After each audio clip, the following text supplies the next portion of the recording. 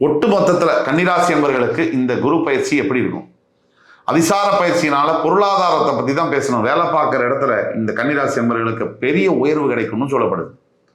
அதாவது எனக்கு நான் ரொம்ப வருஷம் ப்ரமோஷன் கிடைக்கல சார், 3 வருஷமா டிலே பண்ணிட்டாங்க சார், வேற வழி இல்லாமல் வேலை செய்கிறேன். ஒன்று இந்த கம்பெனிலேயே பெரிய அளவில் ப்ரமோஷன் கிடைக்கும், இல்லை அடுத்த கம்பெனி இதோட பெரிய போஸ்ட்டில் வேலை வாங்கி கொடுத்துரும். உங்களுடைய 3ஆம் வீட்டை குரு பகவான் பார்ப்பதனால பெரிய லாபம் என்னன்னா, நீங்கள் எந்த முயற்சியை கொஞ்சம் பண்ணாலும் கூட அது நிறைவேறும். உபஜயஸ்தானம்ங்கிறதுனால உங்களோட அக்கா தங்க அண்ணா தம்பிக்கிட்ட நல்ல உறவு வரும். அதே மாதிரி உங்களுடைய பார்ட்னர்ஸ் கிட்ட நல்ல ரிலேஷன்ஷிப்பு, அதே மாதிரி உங்களுடைய என்ன சொல்றது தைரியம், அது மிகப்பெரிய அளவில் கால்குலேட்டடாக இருக்கும். கண்ணாப்பினா தைரியம் இல்லாமல் கால்குலேட்டடான தைரியம் இதெல்லாம் இருக்கும்.